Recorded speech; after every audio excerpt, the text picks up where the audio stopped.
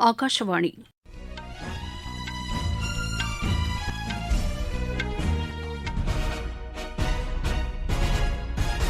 செய்திகள் வாசிப்பவர் வடிவழகி கபிலன். தலைப்புச் செய்திகள்: பழங்குடியின மக்களின் மேம்பாட்டிற்கான நிதி ஒதுக்கீட்டை மத்திய அரசு 5 மடங்கு உயர்த்தியிருப்பதாக பிரதமர் திரு நரேந்திர மோடி தெரிவித்துள்ளார்.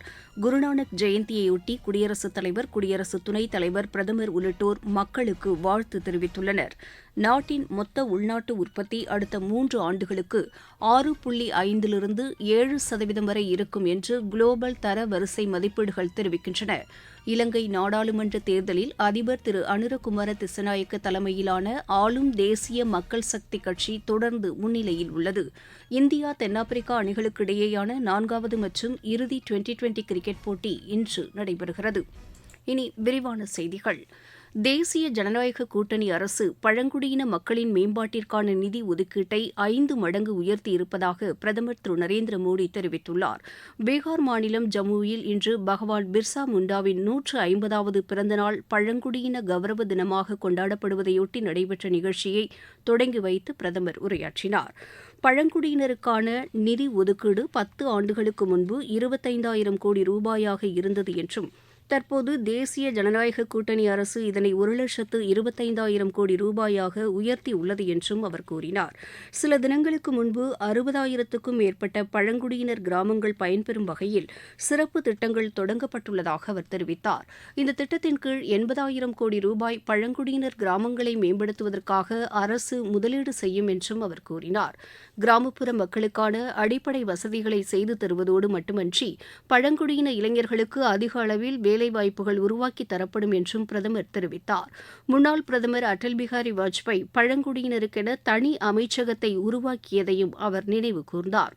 இந்நிகழ்ச்சியில் பிர்சா முண்டாவின் 150வது பிறந்த நாளை கொண்டாடும் வகையில் அவரது உருவம் பொறித்த நாணயத்தையும் தபால் தலையையும் திரு நரேந்திர மோடி வெளியிட்டார். இந்நிகழ்ச்சியில் பழங்குடியினர் வசிக்கும் கிராமங்களின் முன்னேற்றத்திற்கான 6,600 கோடி ரூபாய்க்கும் கூடுதலான வளர்ச்சித் திட்டப் பணிகளை பிரதமர் தொடங்கி வைத்தார். பழங்குடியின சமுதாயத்தைச் சேர்ந்த 2 சுதந்திர போராட்ட வீரர்களின் அருங்காட்சியகங்கள், 2 பழங்குடியின ஆராய்ச்சி மையங்கள் ஆகியவற்றையும் அவர் திறந்து வைத்தார். பழங்குடியின சமூகத்தினருக்காக கட்டப்பட்டுள்ள 11,000 வீடுகளை பயனாளிகளிடம் திரு நரேந்திர மோடி இன்று ஒப்படைத்தார். இந்நிகழ்ச்சியில் பீகார் மாநில ஆளுநர் திரு ராஜேந்திர விஸ்வநாத் அர்லேக்கர், முதலமைச்சர் திரு நிதிஷ்குமார், மத்திய பழங்குடியின நலத்துறை அமைச்சர் திரு ஜுவல் ஓரம், மத்திய அமைச்சர் திரு சிராக் பஸ்வான் உள்ளிட்டோர் கலந்து கொண்டனர். சுதந்திர போராட்ட இயக்கத்தில் பழங்குடியின தலைவர் பகவான் பிர்சா முண்டா முழு அர்ப்பணிப்போடு தம்மை ஈடுபடுத்திக் கொண்டவர் என மத்திய உள்துறை அமைச்சர் திரு அமித் ஷா புகழாரம் சூட்டியுள்ளார். பழங்குடியினர் கௌரவ தினத்தையொட்டி புதுதில்லி பான்சேரா பூங்காவில் பிர்சா முண்டாவின் சிலையை திறந்து வைத்து பேசிய அவர் பழங்குடியின மக்களுக்கு அவர் ஆற்றிய அரும்பணிகளை எடுத்துரைத்தார். இளம் வயதிலேயே பகவான் பிர்சா முண்டா தமது வாழ்க்கையை நாட்டிற்காகவும் பழங்குடியின மக்களுக்காகவும் அர்ப்பணித்துக் கொண்டவர் என்று அவர் கூறினார். பழங்குடியின மக்களை பாதுகாக்க வனப்பகுதிகளையும் நீர்நிலைகளையும் பாதுகாக்க வேண்டுமென பிர்சா முண்டா பழங்குடியின மக்களிடையே விழிப்புணர்வை ஏற்படுத்தியதாகவும் திரு அமித் ஷா தெரிவித்தார். குருநானக் ஜெயந்தி இன்று நாடு முழுவதும் கொண்டாடப்படுகிறது. இந்நாளையொட்டி குடியரசுத் தலைவர் திருமதி திரௌபதி முர்மு, குடியரசு துணைத் தலைவர் திரு ஜெக்தீப் தங்கர், பிரதமர் திரு நரேந்திர மோடி உள்ளிட்ட தலைவர்கள் பலர் மக்களுக்கு வாழ்த்து தெரிவித்துள்ளனர். குடியரசுத் தலைவர் வெளியிட்டுள்ள வாழ்த்துச் செய்தியில் உள்நாடு மற்றும் வெளிநாடுகளில் வசிக்கும் அனைத்து இந்தியர்களுக்கும், குறிப்பாக சீக்கிய சகோதர சகோதரிகளுக்கும் வாழ்த்துக்களை தெரிவித்துக் கொள்வதாக குறிப்பிட்டுள்ளார். குடியரசு துணைத் தலைவர் திரு ஜெக்தீப் தங்கர் வெளியிட்டுள்ள வாழ்த்துச் செய்தியில் குருநானக்கின் போதனைகள் காலம் கடந்து நிற்கக்கூடியவை என்று கூறியுள்ளார். உண்மை, நல்லிணக்கம், ஒற்றுமை உள்ளிட்ட அவரது போதனைகளை பின்பற்ற நம்மை அர்ப்பணிப்போம் என்றும் அவர் கூறியுள்ளார். பிரதமர் திரு நரேந்திர மோடி விடுத்துள்ள வாழ்த்துச் செய்தியில் குருநானக்கின் ஆன்மீக உணர்வு அன்பையும் இரக்கத்தையும் மனித நேயத்தையும் வெளிப்படுத்துவதாக கூறியுள்ளார். சமூக சிந்தனையோடு செயல்பட மக்களை ஊக்குவிக்கும் வகையில் அவை அமைந்துள்ளதாகவும், இந்நாளில் குருநானக் ஜெயந்தி வாழ்த்துக்களை அனைவருக்கும் தெரிவிப்பதாகவும் பிரதமர் குறிப்பிட்டுள்ளார். நீங்கள் கேட்டுக்கொண்டிருப்பது ஆகாஷவாணியின் செய்தி அறிக்கை. நேயர்களே, சென்னை அகில இந்திய வானொலியின் மாநில செய்திப் பிரிவு வழங்கும் சுழல் விளக்கு சனிக்கிழமை தோறும் காலை 7 மணிக்கு ஒலிபரப்பாகிறது. நடப்பு நிகழ்வுகளின் கட்டுரை வடிவிலான இந்த பகுதியில் நாளை இடம்பெறுகிறது பிரதமரின் வித்யாலட்சுமி திட்டம் குறித்த ஒரு பார்வை. ஒருங்கிணைந்த அலைவரிசையில் ஒலிபரப்பாக உள்ள இந்த நிகழ்ச்சியை கேட்க தவறாதீர்கள். இலங்கை நாடாளுமன்ற தேர்தலில் அதிபர் திரு அனுரகுமார திசநாயக்க தலைமையிலான ஆளும் தேசிய மக்கள் சக்தி கட்சி தொடர்ந்து முன்னிலையில் உள்ளது. அக்கட்சி இதுவரை 60% வாக்குகளை பெற்றுள்ளதாக அந்நாட்டு தேர்தல் ஆணையம் தெரிவித்துள்ளது. இதுவரை முடிவுகள் அறிவிக்கப்பட்ட 196 இடங்களில் 141 இடங்களை ஆளும் கூட்டணி கைப்பற்றியுள்ளது.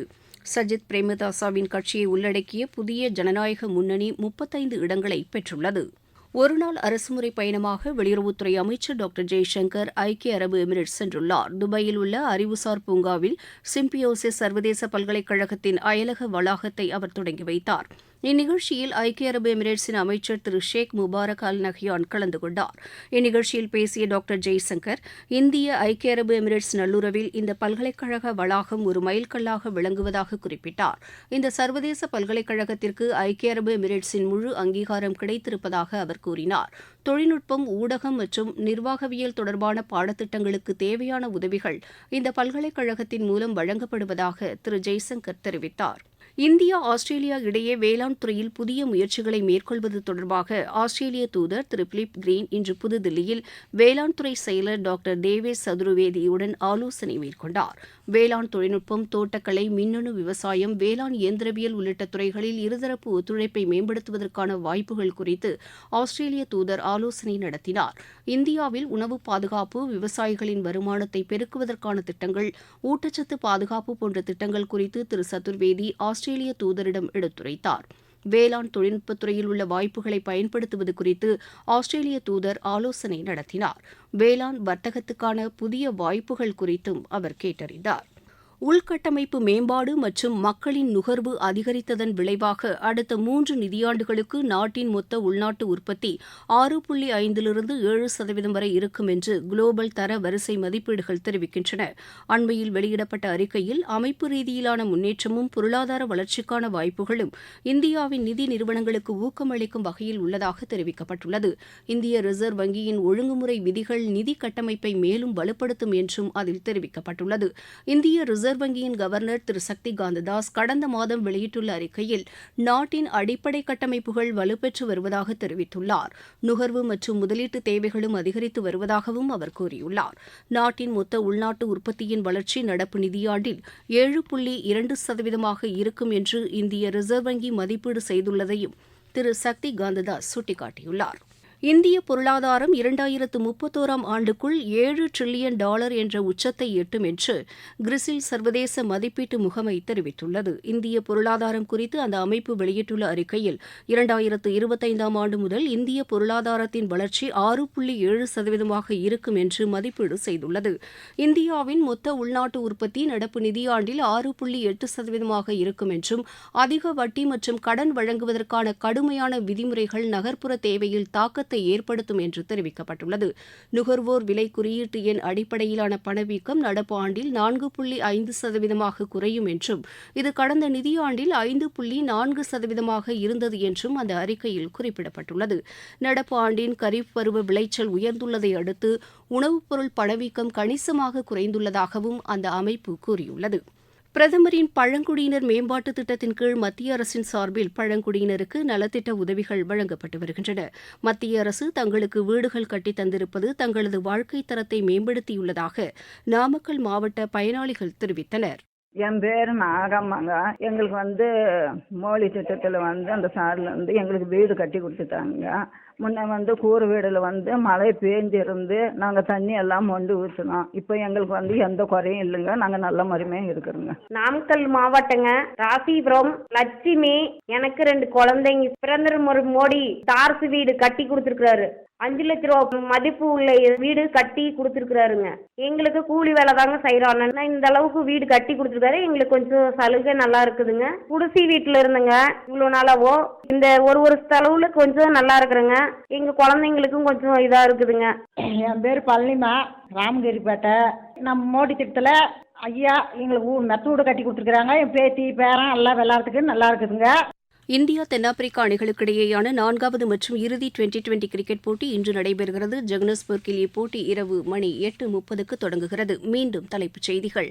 பழங்குடியின மக்களின் மேம்பாட்டிற்கான நிதி ஒதுக்கீட்டை மத்திய அரசு 5 மடங்கு உயர்த்தியிருப்பதாக பிரதமர் திரு நரேந்திர மோடி தெரிவித்துள்ளார். குருநானக் ஜெயந்தியையொட்டி குடியரசுத் தலைவர், குடியரசு துணைத் தலைவர், பிரதமர் உள்ளிட்டோர் மக்களுக்கு வாழ்த்து தெரிவித்துள்ளனர். நாட்டின் மொத்த உள்நாட்டு உற்பத்தி அடுத்த 3 ஆண்டுகளுக்கு 6.5லிருந்து 7% வரை இருக்கும் என்று குளோபல் தர வரிசை மதிப்பீடுகள் தெரிவிக்கின்றன. இலங்கை நாடாளுமன்ற தேர்தலில் அதிபர் திரு அனுரகுமார திசநாயக்க தலைமையிலான ஆளும் தேசிய மக்கள் சக்தி கட்சி தொடர்ந்து முன்னிலையில் உள்ளது. இந்தியா தென்னாப்பிரிக்கா அணிகளுக்கிடையேயான 4வது மற்றும் இறுதி டுவெண்டி கிரிக்கெட் போட்டி இன்று நடைபெறுகிறது. செய்தி அறிக்கை நிறைவு பெற்றது.